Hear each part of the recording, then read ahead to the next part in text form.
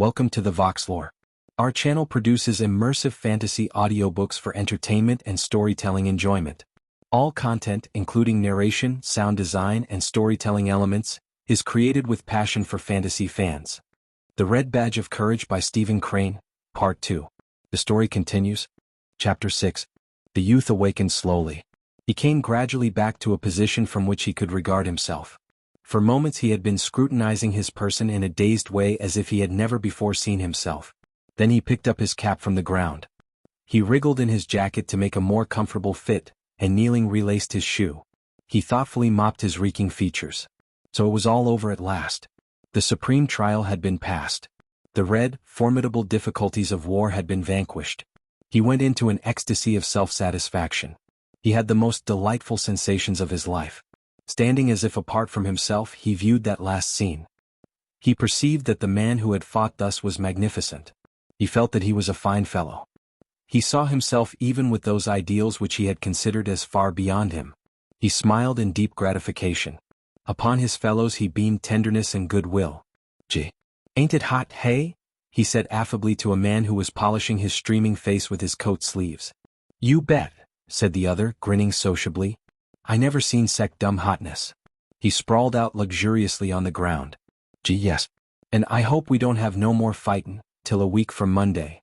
There were some handshakings and deep speeches with men whose features were familiar, but with whom the youth now felt the bonds of tied hearts. He helped a cursing comrade to bind up a wound of the shin. But, of a sudden, cries of amazement broke out along the ranks of the new regiment. "Here they come, Aegean! Here they come, Aegean!" The man who had sprawled upon the ground started up and said, "Gosh!" The youth turned quick eyes upon the field. He discerned forms begin to swell in masses out of a distant wood. He again saw the tilted flag speeding forward. The shells, which had ceased to trouble the regiment for a time, came swirling again, and exploded in the grass or among the leaves of the trees. They looked to be strange war flowers bursting into fierce bloom. The men groaned. The luster faded from their eyes. Their smudged countenances now expressed a profound dejection. They moved their stiffened bodies slowly, and watched in sullen mood the frantic approach of the enemy. The slaves toiling in the temple of this god began to feel rebellion at his harsh tasks. They fretted and complained each to each. "Oh, say, this is too much of a good thing. Why can't somebody send us supports? We ain't never goin' to stand this second banging. I didn't come here to fight the whole damn rebel army." There was one who raised a doleful cry. "I wish Bill Smithers had trod on my hand instead of me treadin' on his en." The sore joints of the regiment creaked as it painfully floundered into position to repulse. The youth stared. Surely, he thought, this impossible thing was not about to happen. He waited as if he expected the enemy to suddenly stop, apologize and retire bowing. It was all a mistake. But the firing began somewhere on the regimental line and ripped along in both directions. The level sheets of flame developed great clouds of smoke that tumbled and tossed in the mild wind near the ground for a moment, and then rolled through the ranks as through a gate.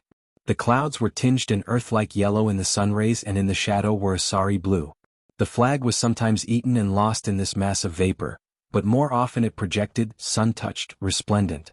Into the youth's eyes there came a look that one can see in the orbs of a jaded horse. His neck was quivering with nervous weakness and the muscles of his arms felt numb and bloodless. His hands, too, seemed large and awkward as if he was wearing invisible mittens. And there was a great uncertainty about his knee joints. The words that comrades had uttered previous to the firing began to recur to him. "Oh, say, this is too much of a good thing. What do they take us for? Why don't they send supports? I didn't come here to fight the whole damned rebel army." He began to exaggerate the endurance, the skill, and the valor of those who were coming. Himself reeling from exhaustion, he was astonished beyond measure at such persistency. They must be machines of steel.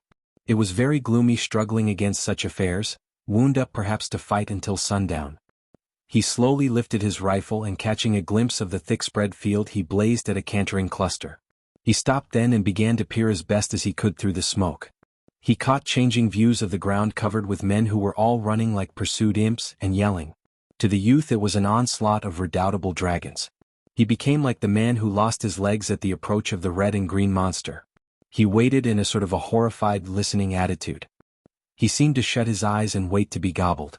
A man near him who up to this time had been working feverishly at his rifle suddenly stopped and ran with howls. A lad whose face had borne an expression of exalted courage, the majesty of he who dares give his life, was at an instant smitten abject. He blanched like one who has come to the edge of a cliff at midnight and is suddenly made aware. There was a revelation. He too threw down his gun and fled. There was no shame in his face. He ran like a rabbit. Others began to scamper away through the smoke. The youth turned his head, shaken from his trance by this movement as if the regiment was leaving him behind. He saw the few fleeting forms. He yelled then with fright and swung about. For a moment in the great clamor he was like a proverbial chicken. He lost the direction of safety. Destruction threatened him from all points. Directly he began to speed toward the rear in great leaps. His rifle and cap were gone. His unbuttoned coat bulged in the wind. The flap of his cartridge box bobbed wildly, and his canteen by its slender cord swung out behind. On his face was all the horror of those things which he imagined. The lieutenant sprang forward bawling. The youth saw his features wrathfully red, and saw him make a dab with his sword. His one thought of the incident was that the lieutenant was a peculiar creature to feel interested in such matters upon this occasion. He ran like a blind man. 2 or 3 times he fell down. Once he knocked his shoulder so heavily against a tree that he went headlong. Since he had turned his back upon the fight his fears had been wondrously magnified. Death about to thrust him between the shoulder blades was far more dreadful than death about to smite him between the eyes. When he thought of it later, he conceived the impression that it is better to view the appalling than to be merely within hearing. The noises of the battle were like stones. He believed himself liable to be crushed. As he ran on he mingled with others. He dimly saw men on his right and on his left, and he heard footsteps behind him. He thought that all the regiment was fleeing, pursued by those ominous crashes. In his flight the sound of these following footsteps gave him his one meager relief. He felt vaguely that death must make a first choice of the men who were nearest. The initial morsels for the dragons would be then those who were following him. So he displayed the zeal of an insane sprinter in his purpose to keep them in the rear. There was a race. As he, leading, went across a little field he found himself in a region of shells. They hurtled over his head with long wild screams. As he listened he imagined them to have rows of cruel teeth that grinned at him. Once one lit before him and the livid lightning of the explosion effectually barred the way in his chosen direction. He groveled on the ground and then springing up went careering off through some bushes. He experienced a thrill of amazement when he came within view of a battery in action. The men there seemed to be in conventional moods, altogether unaware of the impending annihilation. The battery was disputing with a distant antagonist and the gunners were wrapped in admiration of their shooting. They were continually bending in coaxing postures over the guns. They seemed to be patting them on the back and encouraging them with words. The guns, stolid and undaunted, spoke with dogged valor. The precise gunners were coolly enthusiastic. They lifted their eyes every chance to the smoke-wreathed hillock from whence the hostile battery addressed them. The youth pitied them as he ran. Methodical idiots. Machine-like fools.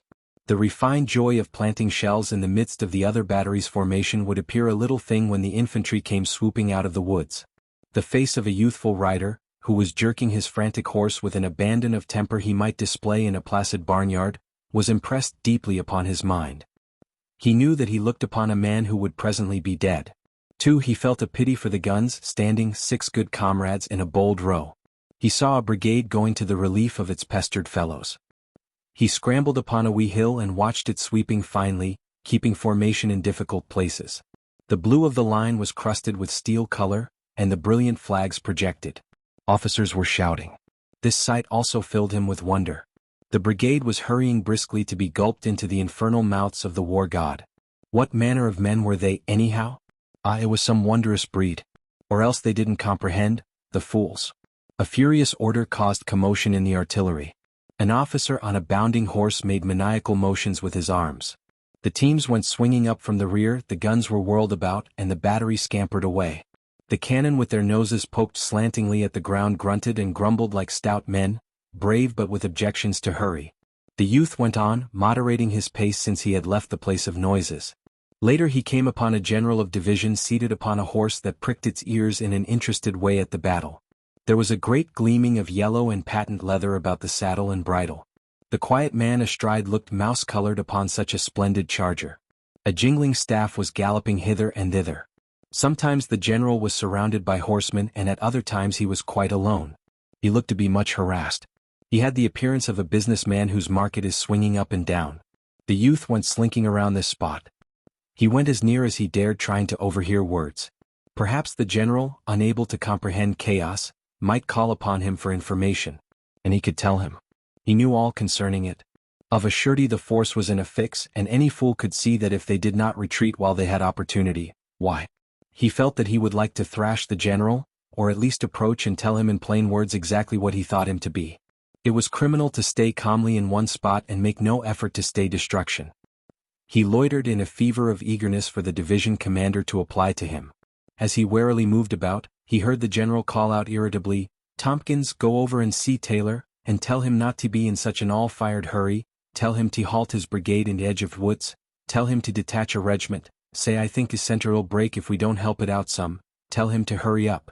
A slim youth on a fine chestnut horse caught these swift words from the mouth of his superior. He made his horse bound into a gallop almost from a walk in his haste to go upon his mission. There was a cloud of dust.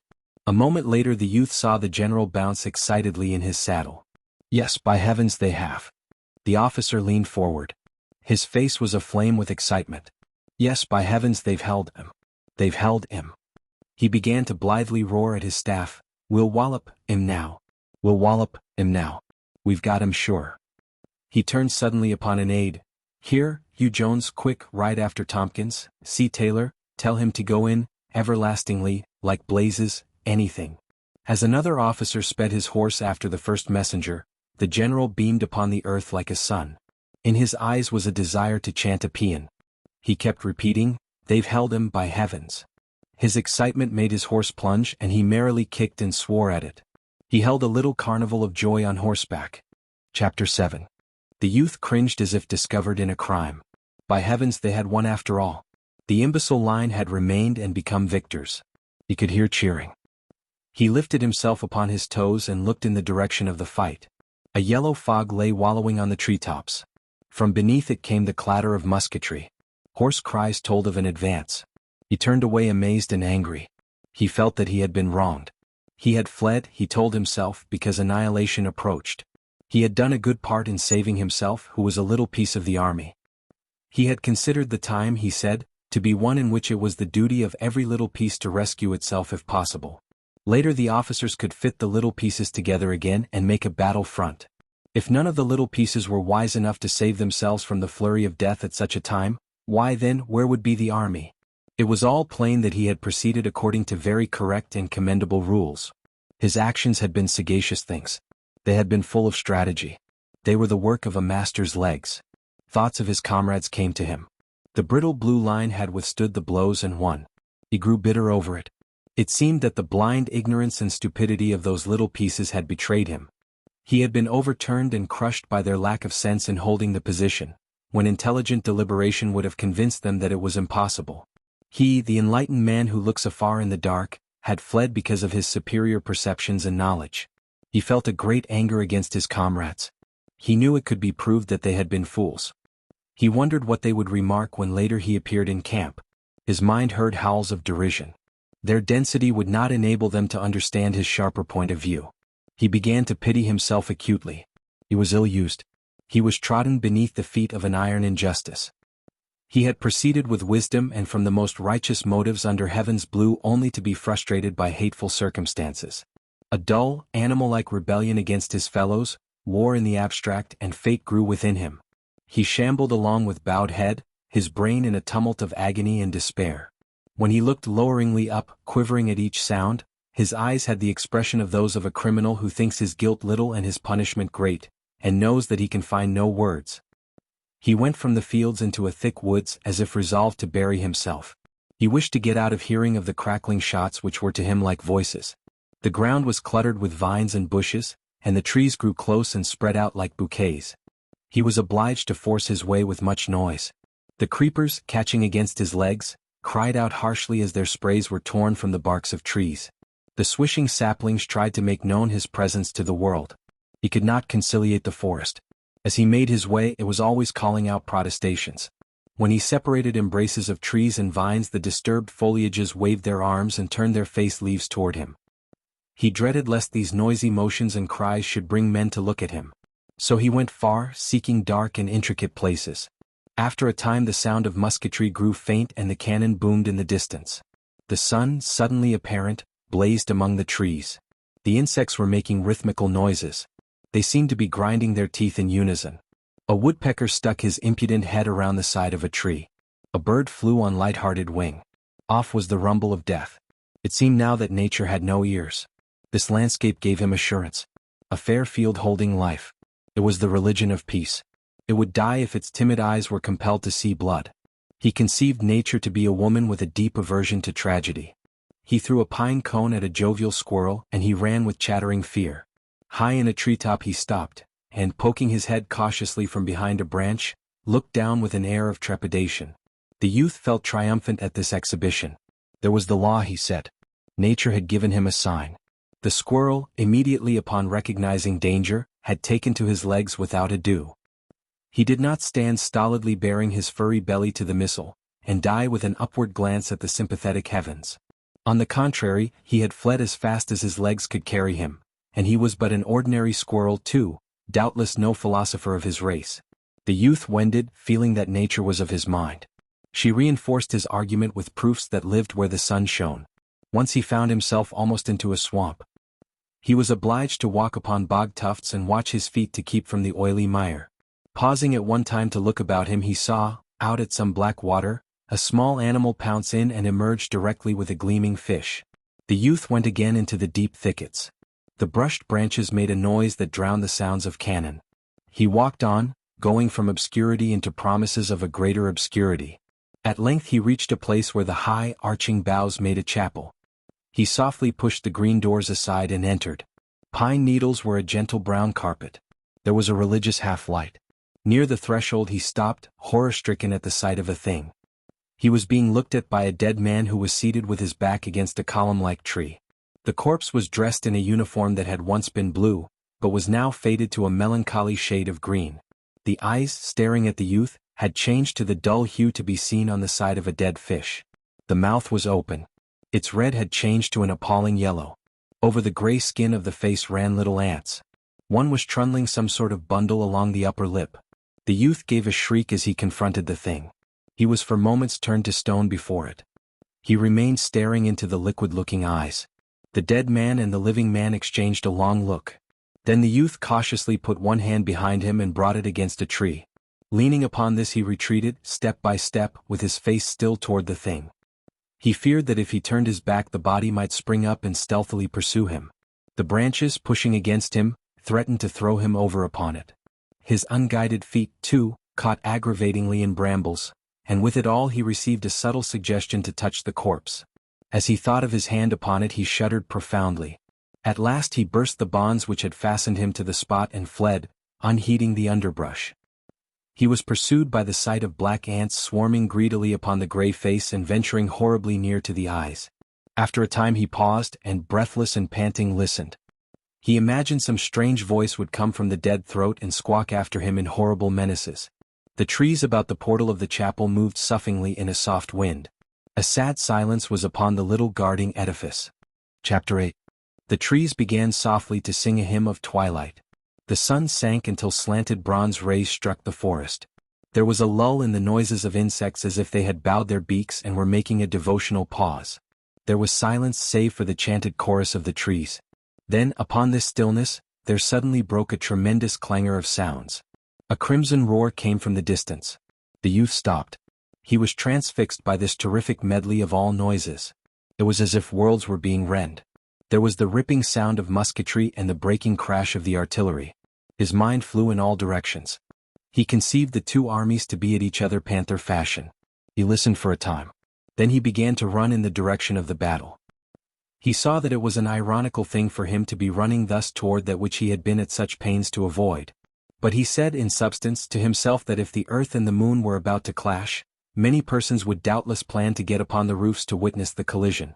As he ran, he became aware that the forest had stopped its music, as if at last becoming capable of hearing the foreign sounds. The trees hushed and stood motionless. Everything seemed to be listening to the crackle and clatter and earth-shaking thunder. The chorus peaked over the still earth. It suddenly occurred to the youth that the fight in which he had been was, after all, but perfunctory popping. In the hearing of this present din he was doubtful if he had seen real battle scenes.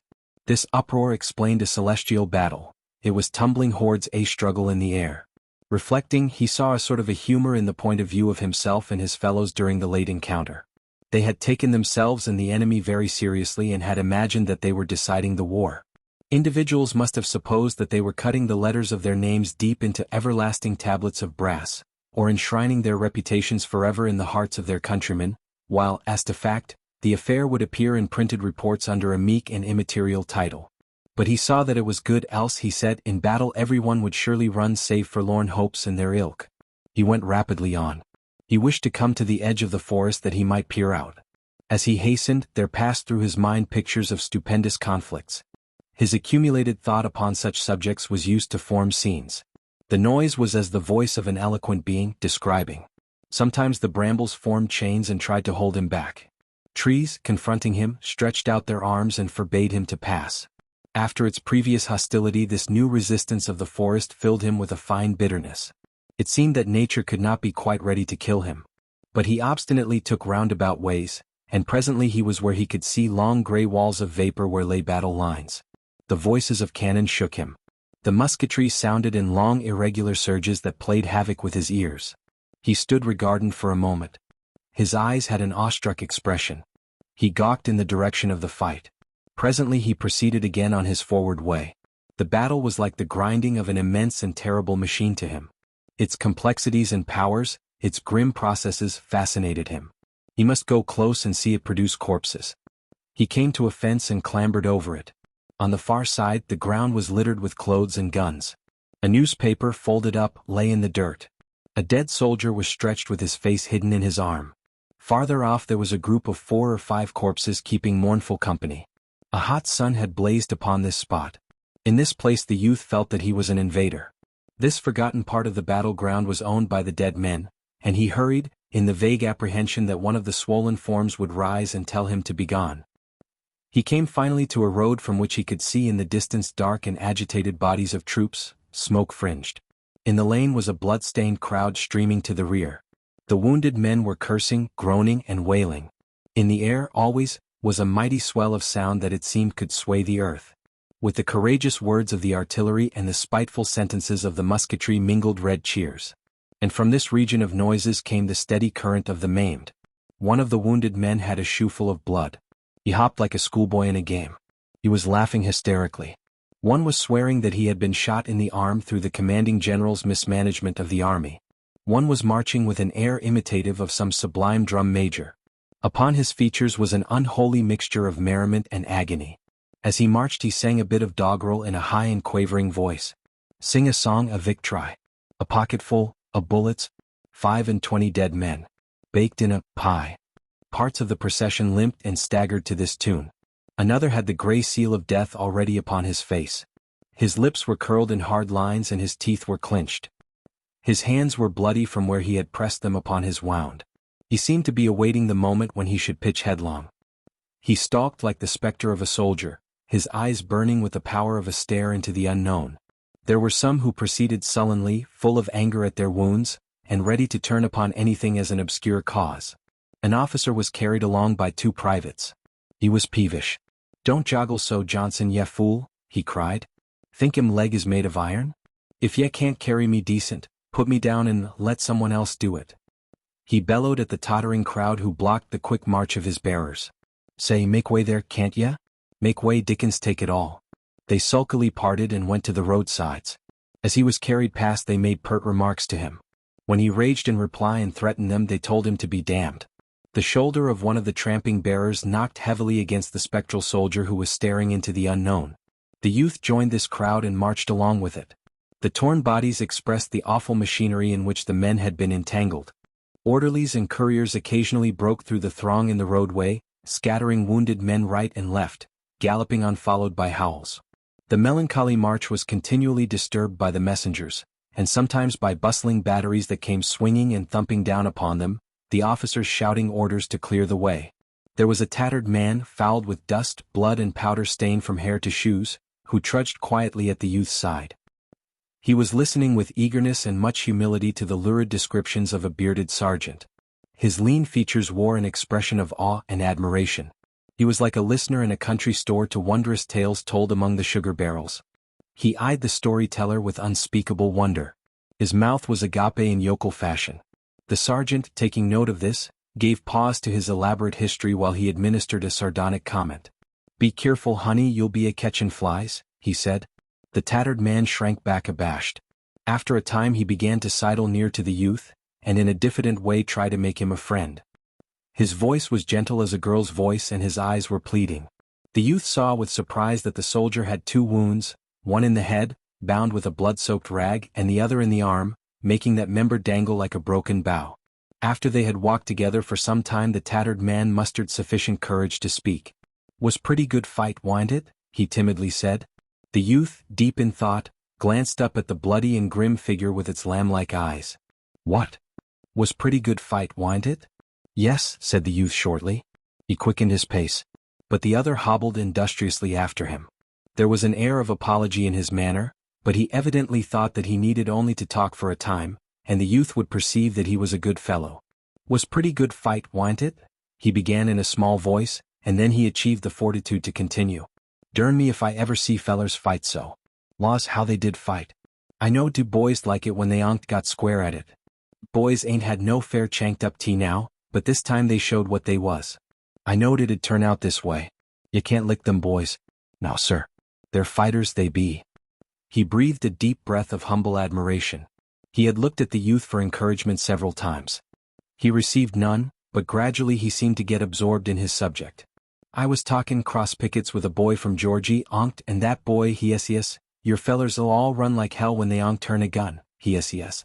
Meb they will, I yes, but I don't believe none of it, I yes, and be Jiminy, I yes back to meb your fellers'll all run like hell when they onct turn a gun, I yes. Elar fed. Well, they didn't run today, did they, hey? No, sir. They fit and fit and fit." His homely face was suffused with a light of love for the army which was to him all things beautiful and powerful. After a time he turned to the youth. "Where ya hit, old boy?" he asked in a brotherly tone. The youth felt instant panic at this question, although at first its full import was not borne in upon him. "What?" he asked. "Where ya hit?" repeated the tattered man. "Why," began the youth, that is, why I—" He turned away suddenly and slid through the crowd. His brow was heavily flushed, and his fingers were picking nervously at one of his buttons. He bent his head and fastened his eyes studiously upon the button as if it were a little problem. The tattered man looked after him in astonishment. Chapter 9. The youth fell back in the procession until the tattered soldier was not in sight. Then he started to walk on with the others. But he was amid wounds. The mob of men was bleeding. Because of the tattered soldier's question, he now felt that his shame could be viewed. He was continually casting sidelong glances to see if the men were contemplating the letters of guilt he felt burned into his brow. At times he regarded the wounded soldiers in an envious way. He conceived persons with torn bodies to be peculiarly happy. He wished that he too had wound a red badge of courage. The spectral soldier was at his side like a stalking reproach. The man's eyes were still fixed in a stare into the unknown. His gray, appalling face had attracted attention in the crowd, and men, slowing to his dreary pace, were walking with him. They were discussing his plight, questioning him and giving him advice. In a dogged way he repelled them, signing to them to go on and leave him alone. The shadows of his face were deepening and his tight lips seemed holding in check the moan of great despair. There could be seen a certain stiffness in the movements of his body, as if he were taking infinite care not to arouse the passion of his wounds. As he went on, he seemed always looking for a place, like one who goes to choose a grave. Something in the gesture of the man as he waved the bloody and pitying soldiers away made the youth start as if bitten. He yelled in horror.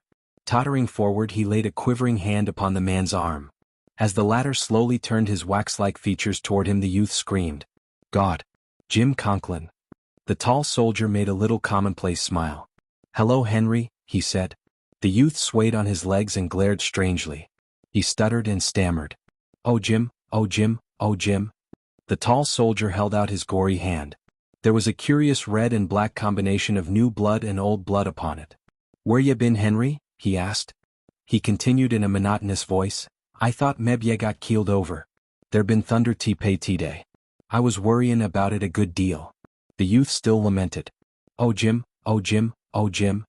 "You know," said the tall soldier, "I was out there." He made a careful gesture. "And, Lord, what a circus. And, be Jiminy, I got shot. Yes, be Jiminy, I got shot. He reiterated this fact in a bewildered way, as if he did not know how it came about. The youth put forth anxious arms to assist him, but the tall soldier went firmly as if propelled. Since the youth's arrival as a guardian for his friend, the other wounded men had ceased to display much interest. They occupied themselves again in dragging their own tragedies toward the rear. Suddenly, as the two friends marched on, the tall soldier seemed to be overcome by a tremor. His face turned to a semblance of gray paste. He clutched the youth's arm and looked all about him as if dreading to be overheard. Then he began to speak in a shaking whisper. I tell ye what I'm 'fraid of, Henry, I'll tell ye what I'm 'fraid of. I'm 'fraid I'll fall down, and them them damned artillery wagons, they like as not'll run over me. That's what I'm 'fraid of. The youth cried out to him hysterically, I'll take care of ye, Jim. I'll take care of ye. I swear to God I will. Sure, will ye, Henry? The tall soldier beseeched. Yes, I tell ye I'll take care of ye, Jim, protested the youth. He could not speak accurately because of the gulpings in his throat. But the tall soldier continued to beg in a lowly way. He now hung babe-like to the youth's arm. His eyes rolled in the wildness of his terror. I was a good friend to ye, wa'n't I, Henry? I've been a pretty good feller, ain't I? And it ain't much to ask, is it? Jest to pull me along outer to road? I'd do it fair you, wouldn't I, Henry? He paused in piteous anxiety to await his friend's reply. The youth had reached an anguish where the sobs scorched him. He strove to express his loyalty, but he could only make fantastic gestures. However, the tall soldier seemed suddenly to forget all those fears. He became again the grim, stalking specter of a soldier. He went stonily forward. The youth wished his friend to lean upon him, but the other always shook his head and strangely protested.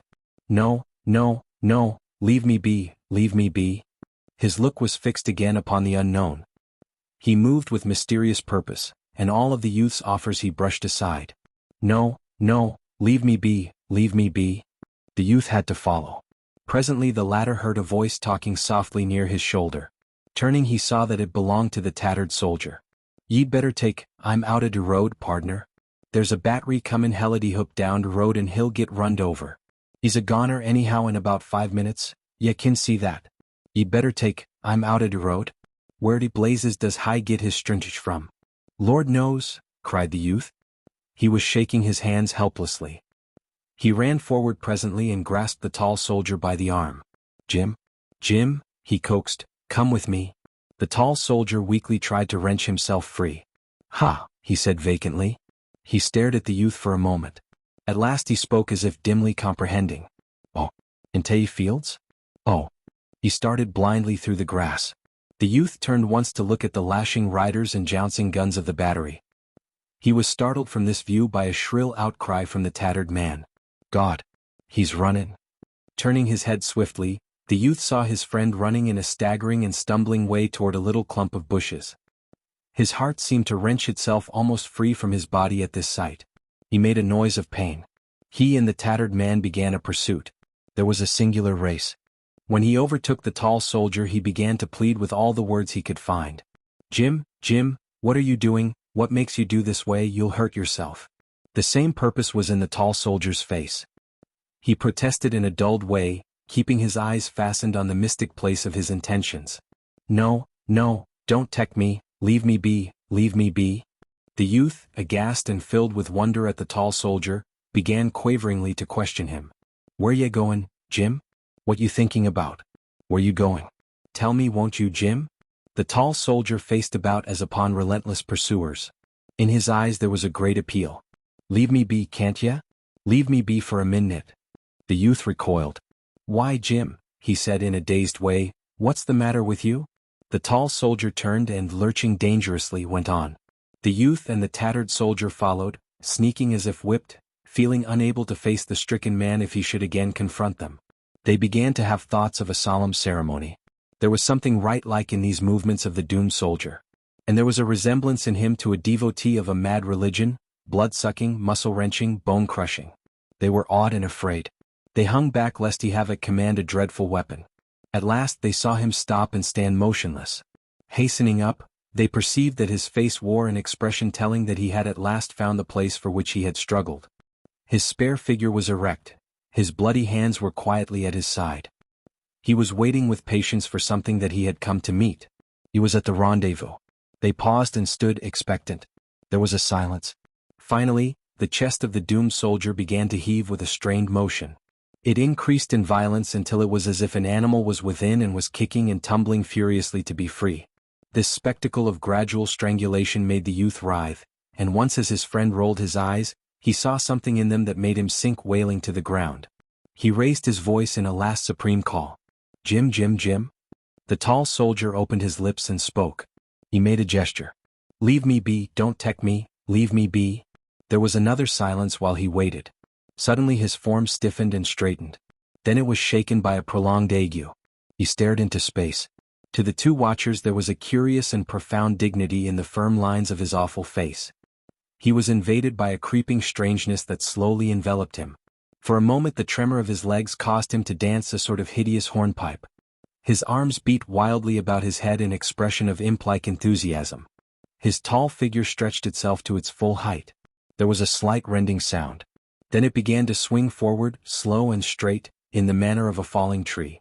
A swift muscular contortion made the left shoulder strike the ground first. The body seemed to bounce a little way from the earth. "God," said the tattered soldier. The youth had watched, spellbound, this ceremony at the place of meeting. His face had been twisted into an expression of every agony he had imagined for his friend.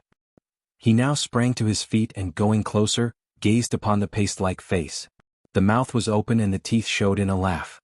As the flap of the blue jacket fell away from the body, he could see that the side looked as if it had been chewed by wolves.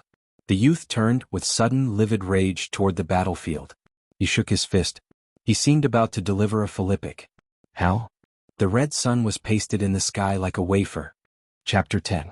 The tattered man stood musing. "Well, he was a reg'lar Jim Dandy fair nerve, wa'n't he?" said he finally in a little awestruck voice. "A reg'lar Jim Dandy." He thoughtfully poked one of the docile hands with his foot. "I wonna where he got his strength from? I never seen a man do like that before. Was a funny thing. Well, he was a reg'lar Jim Dandy." The youth desired to screech out his grief. He was stabbed, but his tongue lay dead in the tomb of his mouth. He threw himself again upon the ground and began to brood. The tattered man stood musing. "Look-a-here, pardner," he said after a time. He regarded the corpse as he spoke. "He's up and gone, ain't he, and we might as well begin to look out farewell number one. This here thing is all over. He's up and gone, ain't he? And he's all right here. Nobody won't bother him.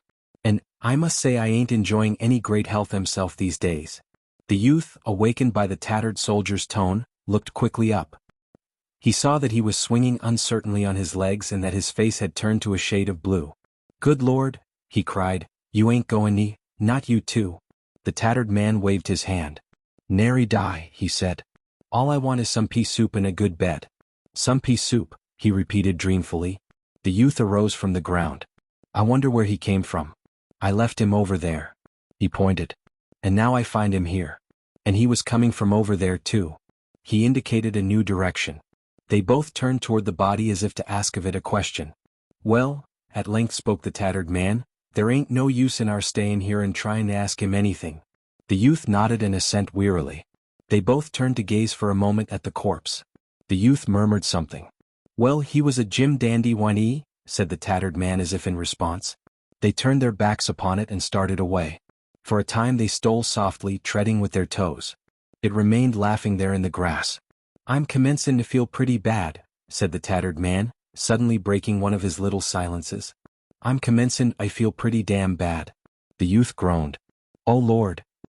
He wondered if he was to be the tortured witness of another grim encounter. But his companion waved his hand reassuringly. "Oh, I'm not goin' to die yit. They're too much dependin' on me fair me to die yit. Now, sir, nary die. I can't. You'd oughta see the swat of children I've got and all like that." The youth, glancing at his companion, could see by the shadow of a smile that he was making some kind of fun. As they plodded on, the tattered soldier continued to talk. "Besides, if I died, I wouldn't die the way that feller did. That was the funniest thing. I jest flopped down, I would. I never seen a feller die the way that feller did. You know Tom Jameson, he lives next door to me up home. He's a nice feller, he is, and we was allus good friends. Smart too. Smart as a steel trap. Well, when we was fightin' this atternoon, all of a sudden he begin to rip up and cuss and beller at me. 'You're shot, ye blamed infernal.'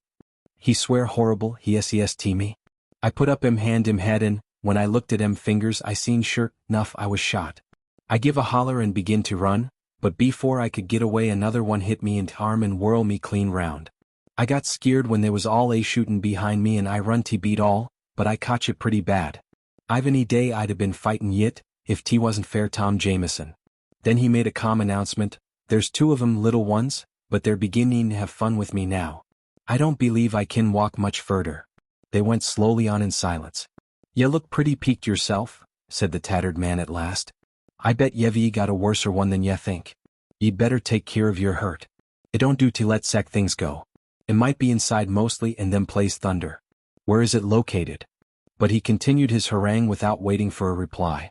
"I see a feller get hit plumb in the head when my regiment was standin' at ease on't. And everybody yelled to him, 'Hurt, John? Are ye hurt much?' 'No, yes he.' He looked kinder surprised and he went on tellin' him how he felt. He said he didn't feel nothin'. But by dad the first thing that feller knowed he was dead. Yes he was dead, stone dead. So ye wanna watch out. Ye might have some queer kind to hurt yourself. Ye can't never tell. Where is your'n located?"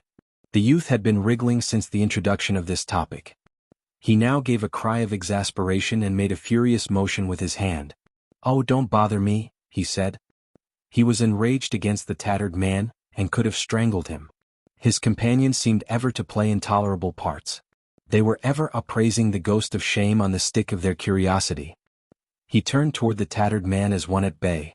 "Now don't bother me," he repeated with desperate menace. "Well, Lord knows I don't want to bother anybody," said the other. There was a little accent of despair in his voice as he replied, "Lord knows I've got enough own to tend to." The youth, who had been holding a bitter debate with himself and casting glances of hatred and contempt at the tattered man, here spoke in a hard voice. "Goodbye," he said. The tattered man looked at him in gaping amazement. Why, pardner, where ye goin'?" he asked unsteadily. The youth looking at him could see that he, too, like that other one, was beginning to act dumb and animal-like. His thoughts seemed to be floundering about in his head. Now look, I hear you Tom Jameson, now I won't have this here won't do. Where ye goin'?" The youth pointed vaguely. "Over there," he replied. "Well now look, I hear, now," said the tattered man rambling on in idiot fashion. His head was hanging forward and his words were slurred. "This thing won't do now Tom Jameson. It won't do. I know ye pig-headed devil. Ye want to go trompin' off with a bad hurt. It ain't right, now, Tom Jameson, it ain't. Ye want to leave me take care of ye Tom Jameson. It ain't right, it ain't, fair ye go, trompin' off, with a bad hurt, it ain't right, it ain't." In reply the youth climbed a fence and started away. He could hear the tattered man bleating plaintively. Once he faced about angrily. "What? Look, here now Tom Jameson, now it ain't?" The youth went on. Turning at a distance he saw the tattered man wandering about helplessly in the field. He now thought that he wished he was dead. He believed he envied those men whose bodies lay strewn over the grass of the fields and on the fallen leaves of the forest. The simple questions of the tattered man had been knife thrusts to him. They asserted a society that probes pitilessly at secrets until all is apparent. His late companion's chance persistence made him feel that he could not keep his crime concealed in his bosom. It was sure to be brought plain by one of those arrows which cloud the air and are constantly pricking, discovering, proclaiming those things which are willed to be forever hidden. He admitted that he could not defend himself against this agency. It was not within the power of vigilance. Chapter 11. He became aware that the furnace roar of the battle was growing louder. Great blown clouds had floated to the still heights of air before him. The noise, too, was approaching. The woods filtered men and the fields became dotted. As he rounded a hillock, he perceived that the roadway was now a crying mass of wagons, teams, and men. From the heaving tangle issued exhortations, commands, imprecations. Fear was sweeping it all along. The cracking whips bit and horses plunged and tugged. The white-topped wagons strained and stumbled in their exertions like fat sheep. The youth felt comforted in a measure by this sight. They were all retreating. Perhaps then he was not so bad after all. He seated himself and watched the terror-stricken wagons. They fled like soft, ungainly animals.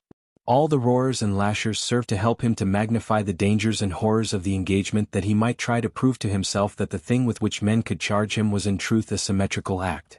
There was an amount of pleasure to him in watching the wild march of this vindication. Presently the calm head of a forward-going column of infantry appeared in the road. It came swiftly on. Avoiding the obstructions gave it the sinuous movement of a serpent. The men at the head butted mules with their musket stocks. They prodded teamsters indifferent to all howls. The men forced their way through parts of the dense mass by strength. The blunt head of the column pushed. The raving teamsters swore many strange oaths. The commands to make way had the ring of a great importance in them. The men were going forward to the heart of the din. They were to confront the eager rush of the enemy. They felt the pride of their onward movement when the remainder of the army seemed trying to dribble down this road. They tumbled teams about with a fine feeling that it was no matter so long as their column got to the front in time. This importance made their faces grave and stern, and the backs of the officers were very rigid. As the youth looked at them, the black weight of his woe returned to him. He felt that he was regarding a procession of chosen beings. The separation was as great to him as if they had marched with weapons of flame and banners of sunlight. He could never be like them. He could have wept in his longings. He searched about in his mind for an adequate malediction for the indefinite cause, the thing upon which men turned the words of final blame. It, whatever it was responsible for him, he said. There lay the fault. The haste of the column to reach the battle seemed to the forlorn young man to be something much finer than stout fighting. Heroes, he thought, could find excuses in that long seething lane. They could retire with perfect self-respect and make excuses to the stars. He wondered what those men had eaten that they could be in such haste to force their way to grim chances of death. As he watched, his envy grew until he thought that he wished to change lives with one of them. He would have liked to have used a tremendous force, he said, throw off himself and become a better. Swift pictures of himself, apart, yet in himself, came to him, a blue desperate figure leading lurid charges with one knee forward and a broken blade high, a blue determined figure standing before a crimson and steel assault, getting calmly killed on a high place before the eyes of all. He thought of the magnificent pathos of his dead body. These thoughts uplifted him. He felt the quiver of war desire. In his ears he heard the ring of victory. He knew the frenzy of a rapid successful charge. The music of the trampling feet, the sharp voices, the clanking arms of the column near him made him soar on the red wings of war. For a few moments he was sublime. He thought that he was about to start for the front. Indeed, he saw a picture of himself, dust-stained, haggard, panting, flying to the front at the proper moment to seize and throttle the dark, leering witch of calamity. Then the difficulties of the thing began to drag at him. He hesitated, balancing awkwardly on one foot. He had no rifle. He could not fight with his hands, said he resentfully to his plan. Well, rifles could be had for the picking. They were extraordinarily profuse. Also, he continued, it would be a miracle if he found his regiment. Well, he could fight with any regiment. He started forward slowly. He stepped as if he expected to tread upon some explosive thing. Doubts and he were struggling. He would truly be a worm if any of his comrades should see him returning thus, the marks of his flight upon him. There was a reply that the intent fighters did not care for what happened rearward, saving that no hostile bayonets appeared there. In the battle blur his face would, in a way, be hidden like the face of a cowled man. But then he said that his tireless fate would bring forth, when the strife lulled for a moment, a man to ask of him an explanation. In imagination he felt the scrutiny of his companions as he painfully labored through some lies. Eventually, his courage expended itself upon these objections. The debates drained him of his fire. He was not cast down by this defeat of his plan, for upon studying the affair carefully, he could not but admit that the objections were very formidable. Furthermore, various ailments had begun to cry out. In their presence he could not persist in flying high with the wings of war. They rendered it almost impossible for him to see himself in a heroic light. He tumbled headlong. He discovered that he had a scorching thirst. His face was so dry and grimy that he thought he could feel his skin crackle. Each bone of his body had an ache in it, and seemingly threatened to break with each movement. His feet were like two sores. Also, his body was calling for food. It was more powerful than a direct hunger. There was a dull, weight-like feeling in his stomach, and when he tried to walk, his head swayed and he tottered. He could not see with distinctness. Small patches of green mist floated before his vision. While he had been tossed by many emotions, he had not been aware of ailments. Now they beset him and made clamor. As he was at last compelled to pay attention to them, his capacity for self-hate was multiplied. In despair he declared that he was not like those others. He now conceded it to be impossible that he should ever become a hero. He was a craven loon. Those pictures of glory were piteous things. He groaned from his heart and went staggering off. A certain moth-like quality within him kept him in the vicinity of the battle. He had a great desire to see and to get news. He wished to know who was winning. He told himself that, despite his unprecedented suffering, he had never lost his greed for a victory, yet, he said in a half-apologetic manner to his conscience, he could not but know that a defeat for the army this time might mean many favorable things for him. The blows of the enemy would splinter regiments into fragments. Thus, many men of courage, he considered, would be obliged to desert the colors and scurry like chickens. He would appear as one of them. They would be sullen brothers in distress, and he could then easily believe he had not run any farther or faster than they. And if he himself could believe in his virtuous perfection, he conceived that there would be small trouble in convincing all others. He said, as if in excuse for this hope, that previously the army had encountered great defeats and in a few months had shaken off all blood and tradition of them, emerging as bright and valiant as a new one, thrusting out of sight the memory of disaster, and appearing with the valor and confidence of unconquered legions. The shrilling voices of the people at home would pipe dismally for a time, but various generals were usually compelled to listen to these ditties. He of course felt no compunctions for proposing a general as a sacrifice. He could not tell who the chosen for the barbs might be, so he could center no direct sympathy upon him. The people were afar and he did not conceive public opinion to be accurate at long range. It was quite probable they would hit the wrong man who, after he had recovered from his amazement, would perhaps spend the rest of his days in writing replies to the songs of his alleged failure. It would be very unfortunate, no doubt, but in this case a general was of no consequence to the youth. In a defeat there would be a roundabout vindication of himself. He thought it would prove, in a manner, that he had fled early because of his superior powers of perception. A serious prophet upon predicting a flood should be the first man to climb a tree. This would demonstrate that he was indeed a seer. A moral vindication was regarded by the youth as a very important thing. Without salve he could not, he thought, wear the sore badge of his dishonor through life. With his heart continually assuring him that he was despicable, he could not exist without making it, through his actions, apparent to all men. If the army had gone gloriously on he would be lost. If the din meant that now his army's flags were tilted forward he was a condemned wretch. He would be compelled to doom himself to isolation. If the men were advancing, their indifferent feet were trampling upon his chances for a successful life. As these thoughts went rapidly through his mind, he turned upon them and tried to thrust them away. He denounced himself as a villain. He said that he was the most unutterably selfish man in existence. His mind pictured the soldiers who would place their defiant bodies before the spear of the yelling battle fiend, and as he saw their dripping corpses on an imagined field, he said that he was their murderer. Again he thought that he wished he was dead. He believed that he envied a corpse. Thinking of the slain, he achieved a great contempt for some of them, as if they were guilty for thus becoming lifeless. They might have been killed by lucky chances, he said, before they had had opportunities to flee or before they had been really tested. Yet they would receive laurels from tradition. He cried out bitterly that their crowns were stolen and their robes of glorious memories were shams. However, he still said that it was a great pity he was not as they. A defeat of the army had suggested itself to him as a means of escape from the consequences of his fall. He considered now, however, that it was useless to think of such a possibility. His education had been that success for that mighty blue machine was certain, that it would make victories as a contrivance turns out buttons. He presently discarded all his speculations in the other direction. He returned to the creed of soldiers. When he perceived again that it was not possible for the army to be defeated, he tried to bethink him of a fine tale which he could take back to his regiment, and with it turn the expected shafts of derision. But, as he mortally feared these shafts, it became impossible for him to invent a tale he felt he could trust. He experimented with many schemes, but threw them aside one by one as flimsy. He was quick to see vulnerable places in them all. Furthermore, he was much afraid that some arrow of scorn might lay him mentally low before he could raise his protecting tale. He imagined the whole regiment saying, "Where's Henry Fleming? He run, didn't he? Oh my." He recalled various persons who would be quite sure to leave him no peace about it. They would doubtless question him with sneers and laugh at his stammering hesitation. In the next engagement they would try to keep watch of him to discover when he would run. Wherever he went in camp, he would encounter insolent and lingeringly cruel stares.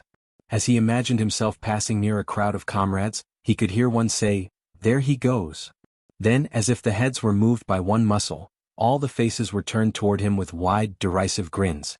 He seemed to hear someone make a humorous remark in a low tone. At it the others all crowed and cackled. It was a slang phrase. Chapter 12.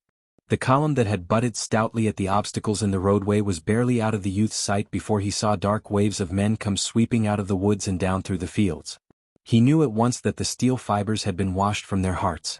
They were bursting from their coats and their equipments as from entanglements. They charged down upon him like terrified buffaloes. Behind them blue smoke curled and clouded above the treetops, and through the thickets he could sometimes see a distant pink glare. The voices of the cannon were clamoring in interminable chorus. The youth was horror-stricken. He stared in agony and amazement. He forgot that he was engaged in combating the universe. He threw aside his mental pamphlets on the philosophy of the retreated and rules for the guidance of the damned. The fight was lost. The dragons were coming with invincible strides. The army, helpless in the matted thickets and blinded by the overhanging night, was going to be swallowed. War, the red animal, war, the blood-swollen god, would have bloated Phil. Within him something bade to cry out. He had the impulse to make a rallying speech, to sing a battle hymn, but he could only get his tongue to call into the air, "Why, what's the matter?" Soon he was in the midst of them. They were leaping and scampering all about him. Their blanched faces shone in the dusk. They seemed for the most part to be very burly men. The youth turned from one to another of them as they galloped along. His incoherent questions were lost. They were heedless of his appeals. They did not seem to see him. They sometimes gabbled insanely. One huge man was asking of the sky, "Say, where to Plank Road? Where to Plank Road?" It was as if he had lost a child. He wept in his pain and dismay. Presently men were running hither and thither in all ways. The artillery booming, forward, rearward, and on the flanks made jumble of ideas of direction. Landmarks had vanished into the gathered gloom. The youth began to imagine that he had got into the center of the tremendous quarrel, and he could perceive no way out of it. From the mouths of the fleeing men came 1,000 wild questions, but no one made answers. The youth, after rushing about and throwing interrogations at the heedless bands of retreating infantry, finally clutched a man by the arm. They swung around face to face. Why, stammered the youth, struggling with his balking tongue. The man screamed, "Let go me! Let go me!" His face was livid and his eyes were rolling uncontrolled. He was heaving and panting. He still grasped his rifle, perhaps having forgotten to release his hold upon it. He tugged frantically, and the youth, being compelled to lean forward, was dragged several paces. "Let go me! Let go me!" Why, stuttered the youth. "Well then," bawled the man in a lurid rage. He adroitly and fiercely swung his rifle. It crushed upon the youth's head. The man ran on. The youth's fingers had turned to paste upon the other's arm. The energy was smitten from his muscles. He saw the flaming wings of lightning flash before his vision. There was a deafening rumble of thunder within his head. Suddenly his legs seemed to die. He sank writhing to the ground. He tried to arise. In his efforts against the numbing pain he was like a man wrestling with a creature of the air. There was a sinister struggle. Sometimes he would achieve a position half erect, battle with the air for a moment, and then fall again, grabbing at the grass. His face was of a clammy pallor. Deep groans were wrenched from him. At last, with a twisting movement, he got upon his hands and knees, and from thence, like a babe trying to walk, to his feet. Pressing his hands to his temples, he went lurching over the grass. He fought an intense battle with his body. His dulled senses wished him to swoon, and he opposed them stubbornly, his mind portraying unknown dangers and mutilations if he should fall upon the field. He went tall soldier fashion. He imagined secluded spots where he could fall and be unmolested. To search for one he strove against the tide of pain. Once he put his hand to the top of his head and timidly touched the wound. The scratching pain of the contact made him draw a long breath through his clenched teeth. His fingers were dabbled with blood. He regarded them with a fixed stare. Around him he could hear the grumble of jolted cannon as the scurrying horses were lashed toward the front. Once, a young officer on a besplashed charger nearly ran him down. He turned and watched the mass of guns, men, and horses sweeping in a wide curve toward a gap in a fence. The officer was making excited motions with a gauntlet hand. The guns followed the teams with an air of unwillingness, of being dragged by the heels. Some officers of the scattered infantry were cursing and railing like fishwives. Their scolding voices could be heard above the din. Into the unspeakable jumble in the roadway rode a squadron of cavalry. The faded yellow of their facings shone bravely. There was a mighty altercation. The artillery were assembling as if for a conference. The blue haze of evening was upon the field. The lines of forest were long purple shadows. One cloud lay along the western sky, partly smothering the red. As the youth left the scene behind him, he heard the guns suddenly roar out. He imagined them shaking in black rage. They belched and howled like brass devils guarding a gate. The soft air was filled with the tremendous remonstrance. With it came the shattering peal of opposing infantry. Turning to look behind him, he could see sheets of orange light illumine the shadowy distance. There were subtle and sudden lightnings in the far air. At times he thought he could see heaving masses of men. He hurried on in the dusk. The day had faded until he could barely distinguish place for his feet. The purple darkness was filled with men who lectured and jabbered.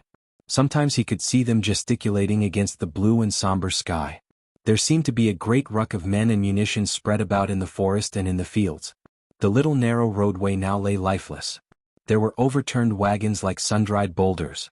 The bed of the former torrent was choked with the bodies of horses and splintered parts of war machines. It had come to pass that his wound pained him but little. He was afraid to move rapidly, however, for a dread of disturbing it.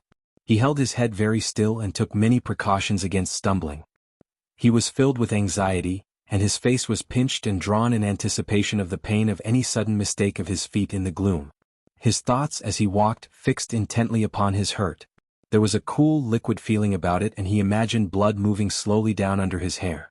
His head seemed swollen to a size that made him think his neck to be inadequate. The new silence of his wound made much worriment. The little blistering voices of pain that had called out from his scalp were, he thought, definite in their expression of danger. By them he believed he could measure his plight. But when they remained ominously silent, he became frightened and imagined terrible fingers that clutched into his brain. Amid it he began to reflect upon various incidents and conditions of the past. He bethought him of certain meals his mother had cooked at home, in which those dishes of which he was particularly fond had occupied prominent positions. He saw the spread table. The pine walls of the kitchen were glowing in the warm light from the stove. Too, he remembered how he and his companions used to go from the schoolhouse to the bank of a shaded pool. He saw his clothes in disorderly array upon the grass of the bank. He felt the swash of the fragrant water upon his body. The leaves of the overhanging maple rustled with melody in the wind of youthful summer. He was overcome presently by a dragging weariness. His head hung forward and his shoulders were stooped as if he were bearing a great bundle. His feet shuffled along the ground. He held continuous arguments as to whether he should lie down and sleep at some near spot, or force himself on until he reached a certain haven. He often tried to dismiss the question, but his body persisted in rebellion and his senses nagged at him like pampered babies. At last he heard a cheery voice near his shoulder. "You seem to be in a pretty bad way, boy?" The youth did not look up, but he assented with thick tongue. "Ah." The owner of the cheery voice took him firmly by the arm. "Well," he said with a round laugh, "I'm going your way. The whole gang is going your way. And I guess I can give ya a lift." They began to walk like a drunken man and his friend.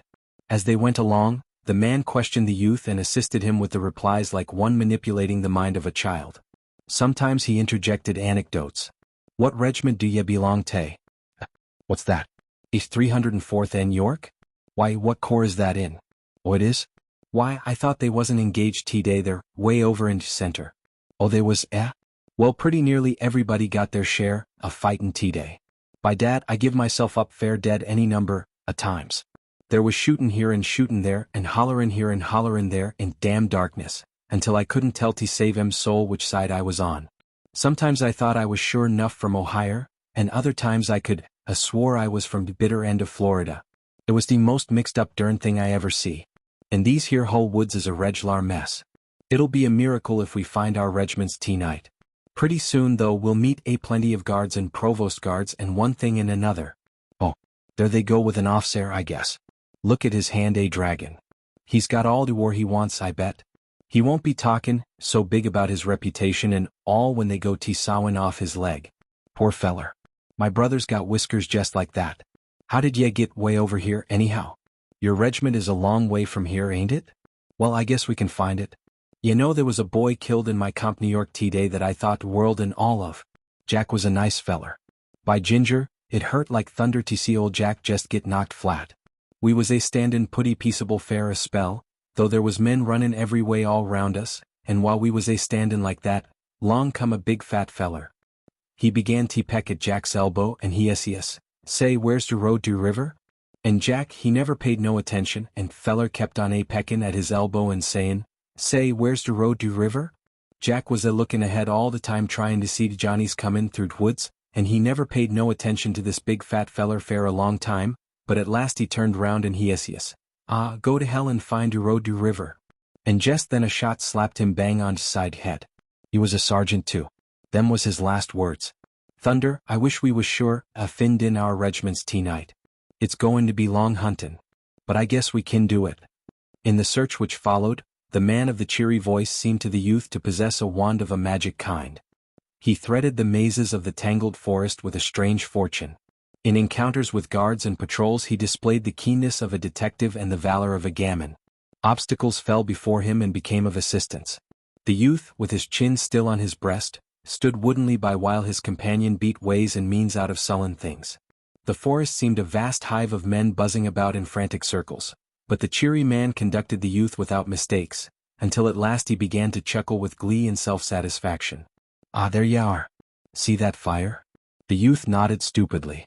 "Well, there's where your regiment is. And now goodbye, old boy, good luck to ye." A warm and strong hand clasped the youth's languid fingers for an instant, and then he heard a cheerful and audacious whistling as the man strode away. As he who had so befriended him was thus passing out of his life, it suddenly occurred to the youth that he had not once seen his face.